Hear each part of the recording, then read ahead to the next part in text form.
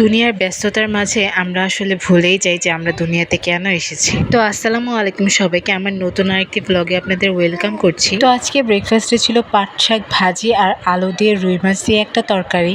আমার সবচেয়ে পছন্দের মাছ হচ্ছে রুই মাছ, আর এই পাট শাকটা হচ্ছে আমার নানু পাঠিয়েছিল বাড়ি থেকে। পাট শাকটা খেতে বেশ মজার ছিল। তো আমি রুই মাছের মাথা দিয়ে মজা করে ব্রেকফাস্টটা করে নিলাম। তারপর খাওয়া দাওয়া শেষ করে আমি হচ্ছে এখন কাপড় ধুয়ে নেব, সেই জন্য ওয়াশিং মেশিনে একের পর এক সব কাপড়গুলো দিয়ে দিচ্ছি। আমাদের বাসায় আসলে কাপড় ধোয়ার জন্য আর কষ্ট করতে হয় না, দেখা যায় ওয়াশিং মেশিনে একসাথে অনেকগুলো কাপড় ধুয়ে ফেলা যায়। তো কাপড় চোপড় ধুয়ে শুকাতে দিয়ে এখন আমি আবার একটা আম খেয়ে নিচ্ছিলাম, একটু ভাব ধরে ডিজাইন করে কেটে খাচ্ছিলাম। তারপর শাওয়ার শেষ করে আমার রেগুলার সানস্ক্রিনটা ইউজ করে নেই। আসলে দুনিয়ার ব্যস্ততার কারণে আমরা এই দুনিয়াতে কেন এসেছি সেটাই ভুলে যাই, তবে ভুললে চলবে না। দিন আর দুনিয়াকে আমাদেরকে ব্যালেন্স করেই চলতে হবে। তো যাই হোক, নামাজ শেষ করে আমি আবার একটু গজল শুনছিলাম। তার কিছুক্ষণ পরে আমি লাঞ্চ করে নিয়েছিলাম। তো আজকে আম্মু লাঞ্চ করার জন্য কলিজা ভুনা রান্না করেছিল। আমি কলিজা খেতে খুব একটা পছন্দ করি না, তবে আমার গরুর কলিজা ভালোই লাগে খেতে, খুব একটা খারাপ লাগে না। আর আমার আম্মুর হাতের রান্না আমার কাছে সবসময় অনেক বেশি মজা লাগে। খাওয়া দাওয়া শেষ করে এর মাঝে আর কোনো ক্লিপ নিইনি, কারণ বাচ্চারা দুপুরবেলা একটু ঘুমিয়েছিল। তারপর বিকেলের দিকে আম্মু যখন অফিস থেকে আসে তখন আমাদের জন্য আইসক্রিম নিয়ে আসে। এটা হচ্ছে লাভেলোর ব্ল্যাক ফরেস্ট আইসক্রিম। তবে এর আগে আমার হাজবেন্ড আমাকে একটা খাইয়েছিল ব্ল্যাক ফরেস্ট, সেটা হচ্ছে হয়তো বা পোলারের ছিল। তো এই আইসক্রিমটাও আমার কাছে অ্যাভারেজ লেগেছে। তারপর আমি একটা বিস্কিট খেয়ে নিয়েছিলাম। আমার এমনি বিস্কিটের থেকে বেকারি বিস্কিট খেতে বেশি ভালো লাগে। তো যাই হোক, আজকের জন্য এই পর্যন্তই। সবাই ভালো থাকবেন, আল্লাহ হাফেজ।